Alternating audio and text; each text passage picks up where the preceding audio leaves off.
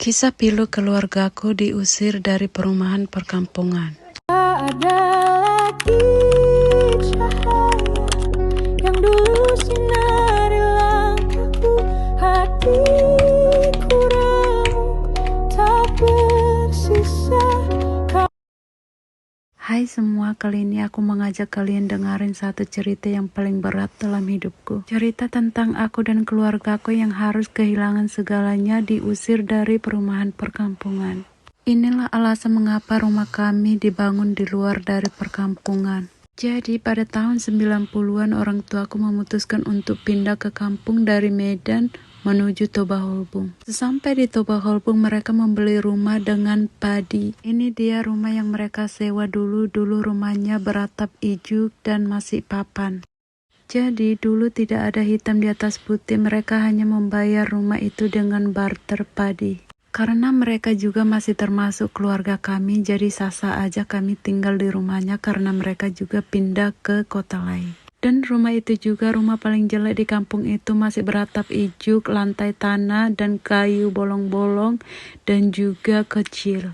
Dulu hidup kami di perkampungan sangat sederhana tapi penuh kebahagiaan. Bapak aku seorang petani, dia mengelola sawah, dan ibu aku sebagai ibu rumah tangga yang mengurus kami dan membantu ayah kami bertani.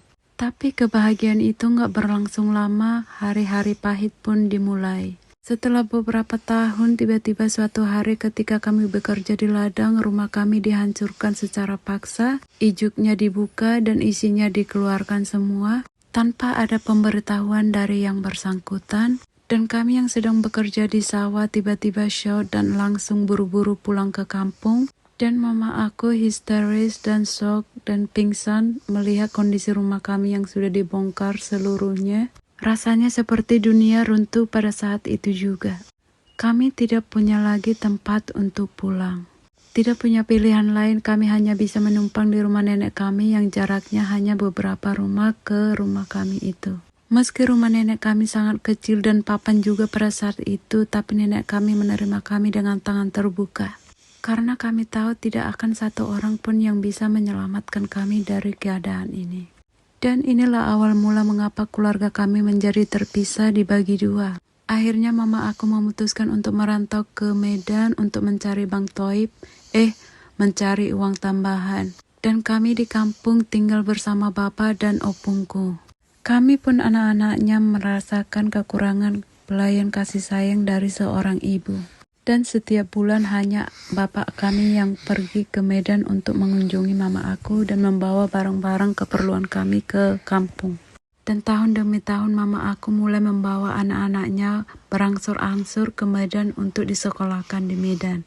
Dan tinggallah hanya aku dan satu adik aku di kampung bersama bapak kami. Alasan mengapa kami diusir dari rumah itu karena opung doliku baru aja meninggal dan dia meninggalkan sebuah sepeda. Dan saudaranya ini atau tetangganya ini ingin mengambil sepeda tersebut tapi opungku melarang sehingga menyebabkan mereka jadi bertengkar dan opungku diseret dari tangga sampai ke bawah.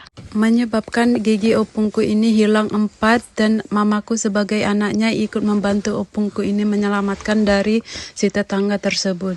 Inilah mungkin alasan mengapa si tetangga tersebut benci kepada keluarga kami sehingga kami dibongkar rumahnya secara paksa. Kami juga sudah sempat berdamai kepada orang yang mau membunuh opungku dan yang mau membongkar rumah kami ini.